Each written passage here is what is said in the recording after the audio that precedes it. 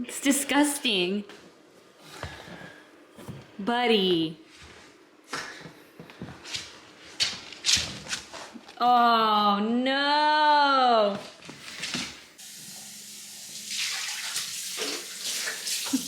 Do you want to talk about how matcha changed your life? No. Wait, do you have enough eggs to make your thing? Yes, I do. Are you sure? Yes. Okay. Kyle will forever just be shoulders down in my vlogs because he's so tall. He's 6'3" or 6'2"? 6'3". Kyle's 6'3", I'm 5 feet tall. Anyway, had to do my nails before I get into this. Are you gonna pee right now? Yeah. Hold on. I really had to do my nails before showing you how to make this pumpkin spice oat bake because I figured my hands and my nails are gonna be in the footage a ton. This recipe is low FODMAP friendly, which means it's great for those of you with digestive disorders like IBS. It's been a year now since I started my low FODMAP journey and I still follow it very strictly. And I know the whole point of the low FODMAP diet is to do it temporarily to figure out what foods it is that you are sensitive to. However, I feel so great on the low FODMAP diet that I continue to make it a part of my daily diet. I do dabble in non-low FODMAP foods every once in a while. And usually it'll be that one item that I eat in a day in order to not overwhelm my digestive system. But there are those days where I just don't pay attention and I suffer the consequences. So this recipe contains all low FODMAP foods. And let's just get into making it because I don't want to lose light in the kitchen. New range, upgrade from the hot plate. Who remembers the hot plate? I'm gonna set this to 375. So it'll be ready by the time we're done making the mixture. Making sure there's nothing in here. I still have my little recipe book from my last video, and my last video was a cinnamon apple baked oatmeal. However, it was not low FODMAP at all, containing the amount of, or having the amount of apples and applesauce that it had. Still good though if you want to follow that recipe if you don't have any issues or reactions to apples. This new one is the pumpkin spice oat bake, and here are the items that you're gonna need. Canned pumpkin, make sure there are no other additives, make sure you're not getting the pumpkin pie mix. This is strictly just pumpkin puree in here. Milk, this is incredibly important to keep it low FODMAP. Again, in my previous recipe, I think I was using oat milk, which I found out later on is not low FODMAP. This is lactose-free milk, and this has worked really well for me over the past year. I think the only other option that I think would work great is hemp milk.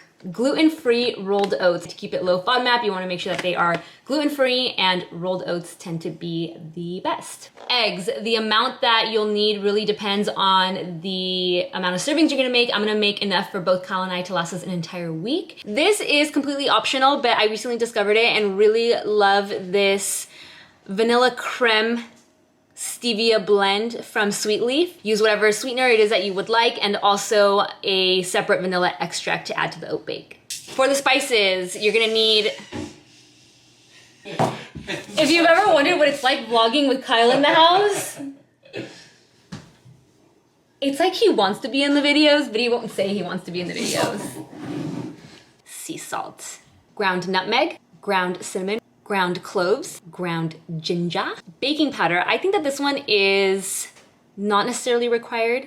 I've made it without the baking powder, but the baking powder essentially just makes it a little more fluffy and more cake-like.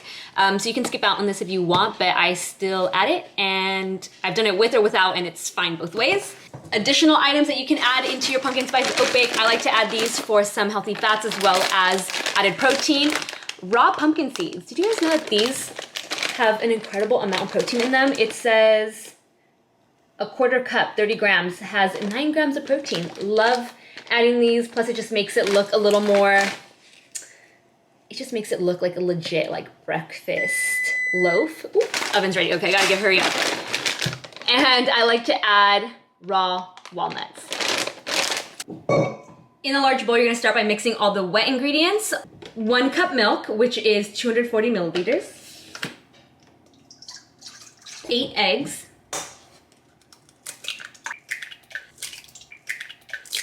6, 7, 8. Kyle insists we continue using a manual can opener. Don't ask me why, but here we go. it always skips over a section. I don't know why it does that. It says on here, half cup is 120 grams. So I'm gonna tar the food scale.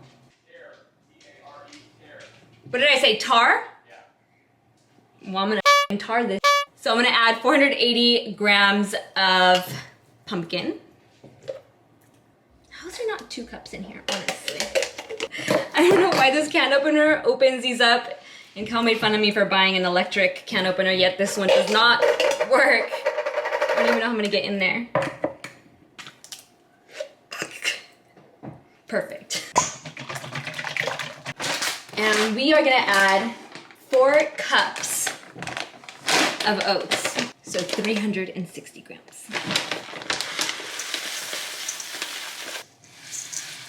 Half teaspoon nutmeg.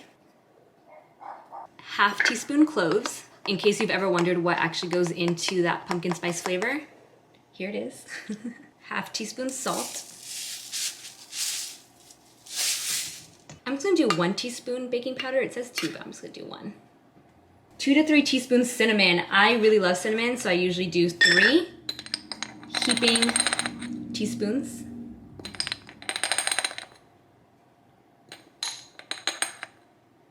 And we're gonna do 2 3/4 teaspoons ginger. Why 2? I don't know. That's just what I wrote down. And then lastly, we're gonna add the stevia vanilla combo, 2 teaspoons.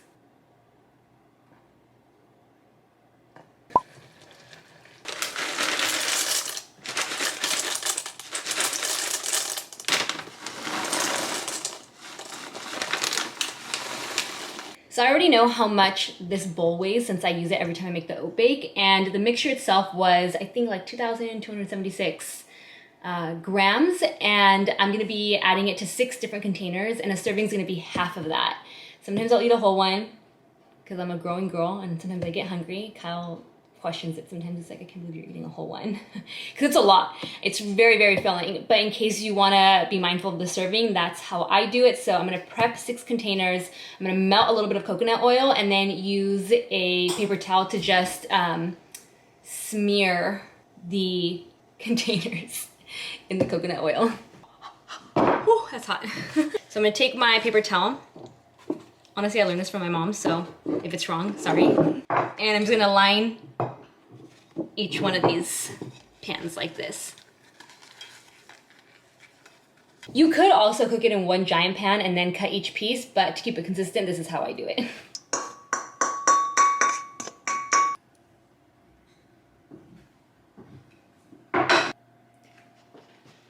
Do you approve? Do you like? All that's left to do is pop these in the oven at 375 for 25 minutes, and they'll be ready to eat for tomorrow morning.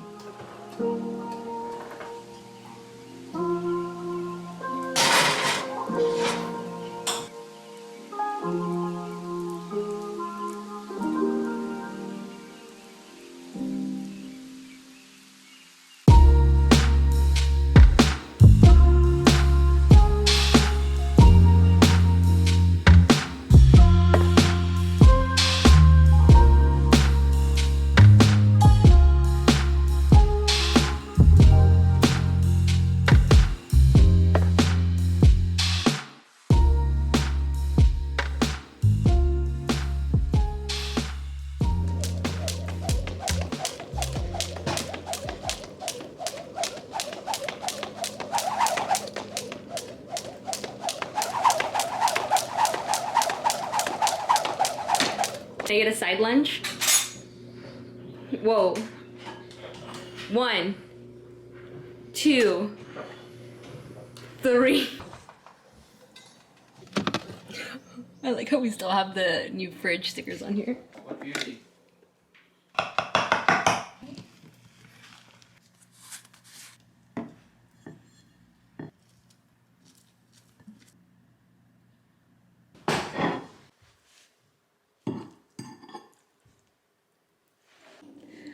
I hope this makeup isn't too distracting. This wasn't the plan. I was filming something behind the scenes for Makeup Forever, and here we are. I just wanted to sit down and talk to you about my experience a year long into the low FODMAP diet. This isn't a diet to lose weight. Consider it more so a lifestyle diet that is especially helpful for those with digestive disorders like IBS, SIBO, acid reflux, you name it. This diet is meant to eliminate any foods that are considered high FODMAP that would negatively impact your digestive system if you have a digestive disorder. I just have to start off by saying this book, I cannot recommend it enough. I read it in January on a plane to Miami when we could still travel, and mid-flight, I was like, I don't want any of those mixed nuts. I don't want that cookie you're gonna give me. I'm gonna follow this, I'm determined. And the reason I found this book so helpful, first of all, it says on here, the fast and easy low FODMAP diet plan. It just makes it so clear and simple. When I had a doctor of mine tell me a long time ago I should look into the low FODMAP diet, I looked at it and was immediately turned off because I thought it was so complicated, so difficult. What's low FODMAP? What's high FODMAP? I'm confused. I can't have this. I can't have that. I can only have a certain portion of this. It overwhelmed me, so I gave up. And the reason I want to share more of my experience and my journey, and especially tools that helped me, is because I'm sure so many of you feel the same way. I get so many DMs all the time saying, low FODMAP looks so complicated, I can't do it, it's impossible. And it's not impossible, you just have to be informed, knowledgeable, have the tools, and be disciplined enough to follow it. And what I loved about this book specifically is that MSPHRD, I'm gonna sound so dumb right now, nutritionist, dietitian. Okay, Danielle Capolino is a registered dietitian in New York City. So this is from a registered dietitian, and she gives real life case studies as examples in her book as to how the low FODMAP diet helped her patients finally find relief. And it just spoke to me so much because I was like, oh my God, that's how I feel. And I've never had answers, or I did have them, but I was too lazy to follow them.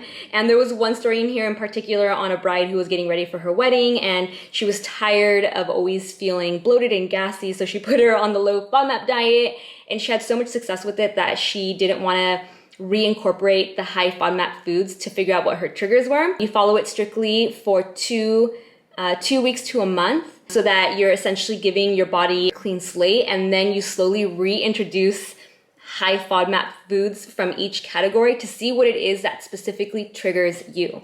I'm like the person in the case study where I felt so good that I was like, I want to make this a part of my daily diet. I consider myself to be pretty mindful of the foods that I'm consuming. So I'm not going to say no to a donut if someone hands me one.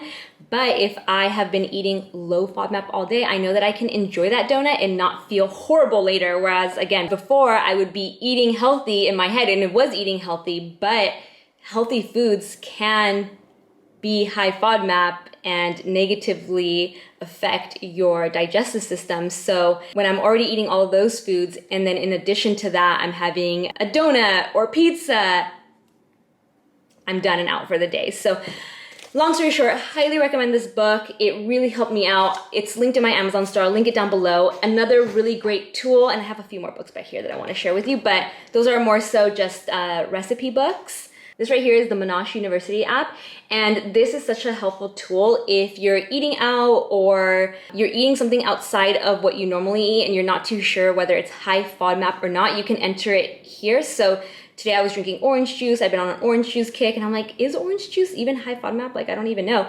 And it turns out that orange juice is very, very high FODMAP, but I don't have a bad reaction to it. So I don't mean to sound repetitive, but just so you guys understand, because I eat low FODMAP all day, if I have one glass of orange juice that's high FODMAP, it doesn't affect me in a bad way. It doesn't trigger any of my symptoms because everything else in my diet has been good to go. These other books are more so recipe books, but one in particular, I'm pretty sure, I don't remember which one. There's one that really gets into all the science of your digestive system. So something I also learned is that your digestive system needs a 3-hour break to go through this cleaning cycle. So if you're constantly grazing and eating all day long and snacking, you're never giving your digestive system a chance to cleanse itself, clear itself out, and take a break, which can also aggravate it.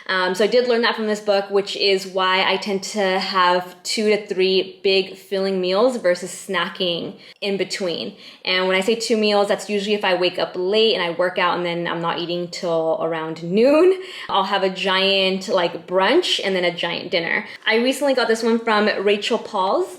She actually has a line of everyday pantry essentials. I get my chicken base, vegetable base, beef, like basically like stocks from her website, beef jerky. She has granola bars, seasonings, and I just discovered her, really love her stuff. The chicken base for soups is incredible. Vegetable base is incredible. I haven't tried the beef one yet.